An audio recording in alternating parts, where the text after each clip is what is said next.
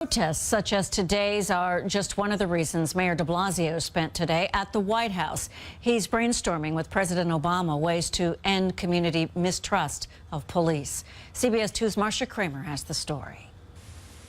Facing ongoing protests here after the grand jury decision in the death of Michael Brown in Ferguson, Missouri, and the very real possibility of protests when the Staten Island grand jury hands down its decision in the Eric Garner chokehold case, Mayor de Blasio at the White House to accept responsibility for helping to make police more racially sensitive in the way they do their jobs. There was a real sense of resolve, a sense that we have to solve these problems right now in our lifetime. The mayor voicing concern both as a mayor and as the father of kids who are the product of an interracial marriage. We all feel it from a family perspective, what it means that people have to wonder if their child will come home at night. I think every night about my son, making sure he comes home safely. So many people all over this country feel the same thing. Also in attendance, the Reverend Al Sharpton. We must support law enforcement, but law enforcement must support justice.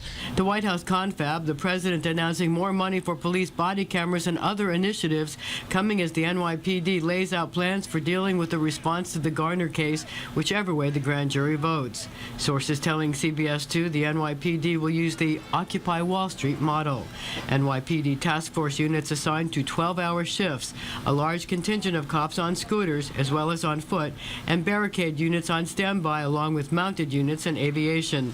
Sources stress, however, that the NYPD response will not be heavy-handed unless there is immediate damage to people or property.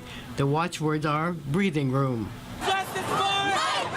Sources say that so far many of those leading the protests here in New York have been affiliated with the Occupy movement, and the NYPD has compiled a watch list of so-called professional agitators like the one who spilled red paint on Commissioner Bratton last week.